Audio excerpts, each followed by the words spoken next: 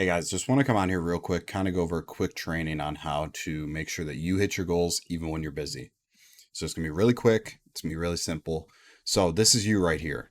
Maybe you need to lose 20 pounds, maybe you need to lose 40 pounds, 60 pounds, 80 pounds, whatever your goal may be. This is you. You're putting up this smoke screen of being busy and saying that this is the reason why you cannot lose the weight right here. So a lot of the time when people say busy, there's a lot of things that encompass it. So that could be your family, work, stress. You know, these all add up, of course. I understand that. And that, if you have a lot of family stress going on, it can increase cortisol, which can make your goal harder to reach, but it's not impossible. So I understand completely. If you have a family, you want to spend time with them. You want to make sure that you're there for their soccer games, their football games, their basketball games, their baseball games, everything like that. So, this is not going to take away from that at all. This is going to be super easy for you to follow and make sure that you hit your goal, even with these stressors and even with these busy problems that you have. So, that's number one with work. So some people work, 9 to 5. Some people work, 40, 50, 60 hours a week. So those people, this will work for you too. Even if you're working 12 hours a day, this will work for you as well. For stress. So a lot of people have a lot of stress when it comes to family, work, and being busy all the time. They have no time for themselves. They feel very, very isolated in their work environment, and they have no ability to release, let go, relax, understand what's going on, and then they feel very stuck. So they feel like because they're super stressed out about these two things, that it becomes super busy, and then they get more stressed because they're busy, and then they get more stressed because they're not reaching their goal. So I'm going to kind of go over the first little thing that you can do to make sure that you are progressing from here to here without being busy and without this coming up in the middle so that you can go from here right to here fast tracked. So, one of the easiest ways you can do that is by forming a little schedule like this. This is super simple, super easy. Anybody can do it. You kind of got to tailor a little bit more to yourself, but let's say you wake up, okay?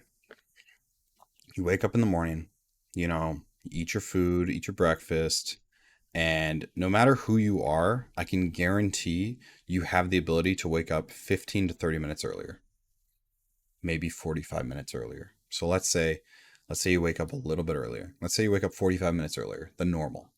You're able to eat, you're able to get a short workout in, and you're able to shower and then go to work. So this is super simple.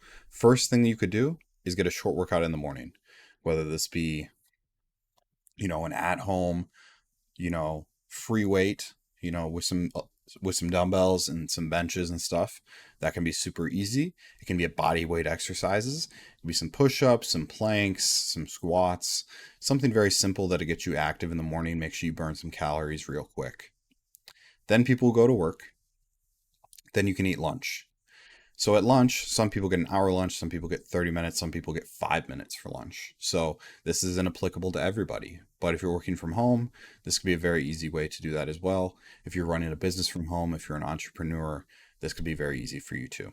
So you could do a short workout in the middle of the day instead of doing a workout in the morning. If you feel like I don't want to get up earlier than 6, not going to happen. No problem. We can get a short midday workout. If you don't have time for a midday workout, I can guarantee you have 10 minutes out of your lunch break that you can go for a walk. So, going for a walk is very simple. It is going to burn more calories. It's going to lower your blood glucose after you eat. It's just a very simple thing you can do. So, you can either do another 15 to 30-minute workout if you have an hour lunch break, or you can go for a short walk. And those will both work very well. You're going to finish up work, you'll eventually leave work, you will go home. So you're going to go home. What's the first thing you're going to see? If you're a family person, you're going to see your family. You are going to want to relax with them for a bit, and then you're eventually going to eat dinner. If you don't have a family, you're going to leave work. You're going to want some time for yourself. You're going to want some time to unwind, and then you're going to have to eat dinner. So you'll eat dinner. And then after that, what do you do after you eat dinner? So if you have a family, most of the time you're going to see your family, you talk at dinner, you have a great time. Okay, cool. What do you do after?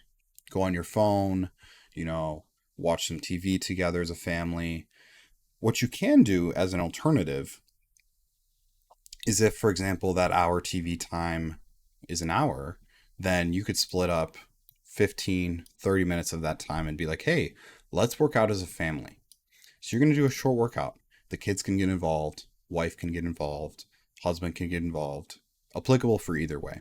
So you can do a short 15 to 30 minute workout just like you did in the morning or just like you did it in the midday. Same sort of thing applies. This could be a body weight exercise. This could be free weights, whichever one works better for you, whichever one you have available. Or if you have access to a gym, you can instead go in the morning to the gym right here, wake up earlier, go to the morning in the gym, and then you don't have to do anything at lunch or anything at dinner. The next thing after your workout is making sure you get enough recovery. So this is a big thing that I see with people who are always stressed out and always busy.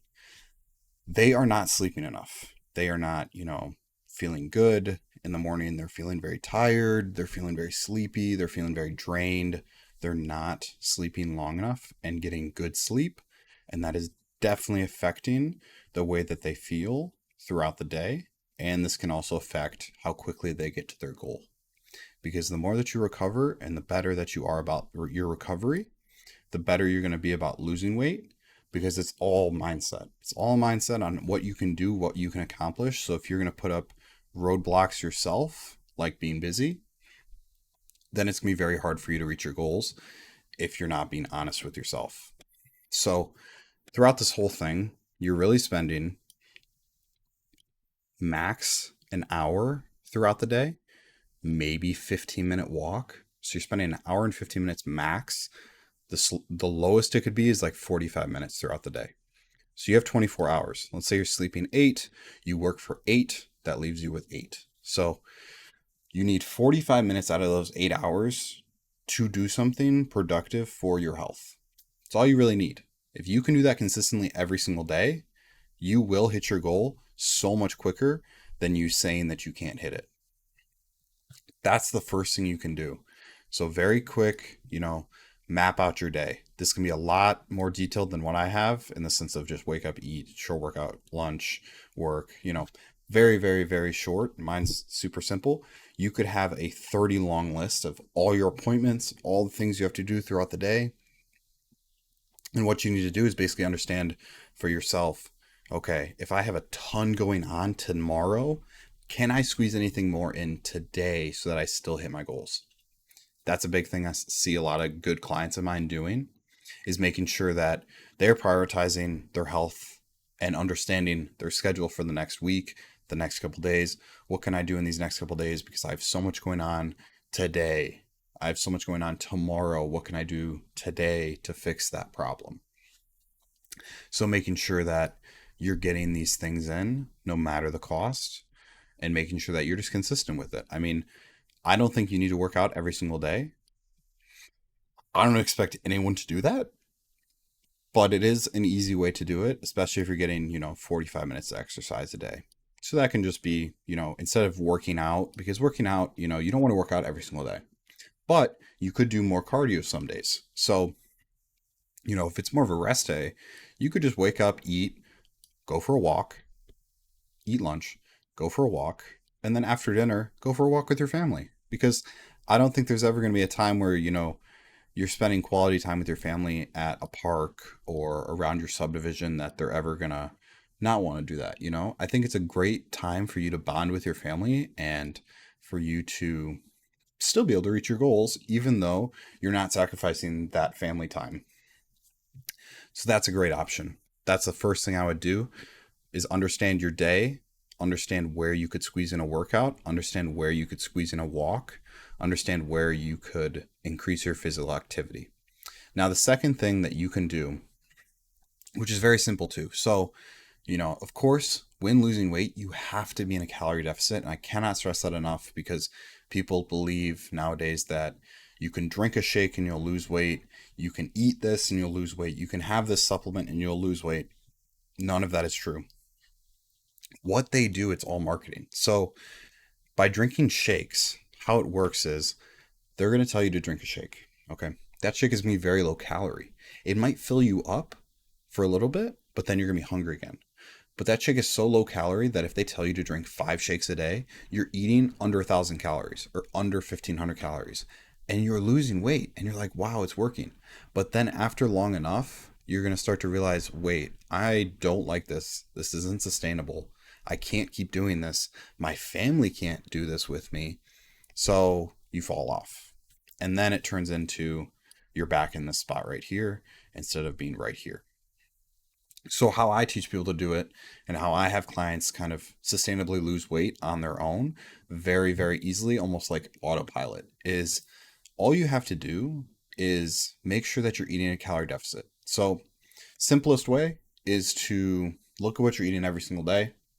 Whether that be you take a picture of it, you track it through an app like MyFitnessPal, just understand a basic amount of calories. So day to day, you could see today I ate 2,000, tomorrow I ate 2,200, the next day I ate 2,100, the next day I ate 1,800. Try and understand where you're at. So take 7 days, track your calories, divide that by 7, the total amount, and you'll understand your daily calorie intake. And throughout that week, understand, did I gain weight? Did I lose weight? Did my weight stay the same? If your weight stayed the same, then that's pretty close to your maintenance. So if at the end of the week your weight's the same, pretty much every single day, every couple days it stays the same, you're at your maintenance calories. Then from your maintenance, all you have to do is subtract 200 to 300. I would say probably start with around 300 calories per day and do it and just track it. So lose 300 calories per day for a couple days and your weight should start to drop. Very simple. If your weight is staying the same at 2,000, if you go down to 1,700, your weight's going to start to drop, as well as implementing these workouts. That's going to be a big key factor. Implementing the workouts, you're going to have more activity, your weight's going to drop even quicker. You're going to reach your goal even faster. The next thing is, let's say you're like, okay, cool. I've implemented the workouts. I've implemented the calorie deficit. Now I've plateaued. I'm not going anywhere. What's going on, Ethan? What now? So when you're saying, what's next? What do I do? The next thing you do is you assess your current situation. So if you're super inconsistent with the workouts, I would try and be more consistent with the workouts instead of lowering your calories more. Because at a certain point, you kind of get to a point of no return. Your calories are so low and you really can't drop them any lower without you not getting the right nutrients for your body. You're feeling terrible at that low calories. Lots of different factors at that point. So we're going to try and avoid that. And we're going to try and stick to doing a little bit more workouts. So first things first, make sure your workouts are good. Make sure you're staying consistent. Once 100%, you're like, yep, I'm doing the workouts. I'm doing the walks. I'm staying consistent with that. What can I do next? Next, very simple. So what you can do, same as step number 2, which is lower calories. So if you're eating 1,700 every single day for 7 days, lower it down to 1,500 or 1,400. So by doing that, you're going to start to lose weight again. And the same cycle continues. So you're going to keep dropping your calories, keep dropping your calories, keep dropping your calories. And then as soon as you drop them, to a point of no return, like I said, you're going to have to bring them back up and you're going to have to increase your activity a bit more and you're going to have to maintain for a while you build a little bit of muscle. So that's later down the road, but in the near time, it probably look like drop calories, increase activity, drop calories, increase activity, drop calories, increase activity, and then bring back up calories and keep that activity pretty high. That way it all balances out and you feel a lot better and you don't feel like you're crash dieting and you didn't just drop off 7,000 calories a week and, 1,000 calories a day less, you're not crashing, you're slowly dropping so your body can lose the weight without you feeling terrible. So the next thing I'm going to go over is kind of some of the objections that I get when people say that they're too busy. So when people say they're too busy to lose weight, it's a smokescreen, because like we just talked about, this is a very, very simple thing when it comes to losing weight, and this is all you really have to do. Step 1 and step 2 being the calorie deficit. They say it's not a good time. So that could mean it's not a good time for their family. Maybe there's a bunch of problems for work, for stress. Awesome. So they say it's not a good time. Kind of got to understand where it's coming from, you know? Maybe it's work. Maybe they have a lot going on with work. But like we talked about, it's very simple. It's very, very simple. 45 minutes a day, if that, if that. So that's 45 minutes a day, maybe 3 times a week, maybe 4 times a week, if that. And the food, you just eat a little bit less. To start, I advise people to just eat a little bit less than they're currently eating of the foods they're currently eating, unless their protein is very, very low. Increase protein a little bit if it's very low, and just eat the same foods. They need to wait. So people come to me and they say, you know, this is the best thing I've ever heard. I think this is what I need right now. They're expressing to me that this is something they want to do, but they just need to wait and think about it, or wait 3 months, or I'll see you in 6 months. This just isn't the right time. Kind of like the first one. So waiting it out is just prolonging you from reaching your goal. When people say they need to wait or they need to do something else, you're really just telling yourself that this goal isn't really a priority. So if it's something that you really want to solve, there shouldn't be a wait almost. It should be a sense of urgency. You should want to fix this problem that you're having, whether that be, you know, your self-confidence, or maybe it could be how you feel day to day with the extra weight. Maybe it could be, you know, I want to lose this weight because I want to impress my partner, or I want people at work to notice my change, or, you know, my family always sees me a certain way. Maybe I want them to see me differently. Those are all things you can do. And those all kind of eliminate this sense of needing to wait. Because like we said, it's very easy to follow through. You know, doesn't take very much time throughout the week.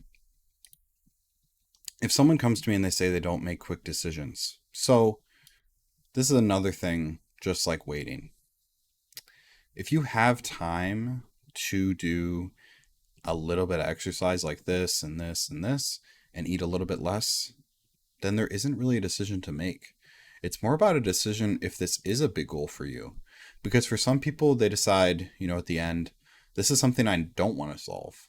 But for a majority of you guys, you do want to solve this goal and you do want to reach your goals. So this one doesn't really make much sense in that area. So those are the kind of things that I went over in this video. I hope this helped you out in understanding that you can reach your goal even while being busy, even with this stress, this stress, this stress, even with all this stress right here, because of the simple guidelines when it comes to working out very simply and making sure that you're in a calorie deficit. So if this helped, just give me a follow on Instagram, scroll through the rest of my content, and I'll be sure to give you some more information like this, and subscribe to the YouTube. Thank you.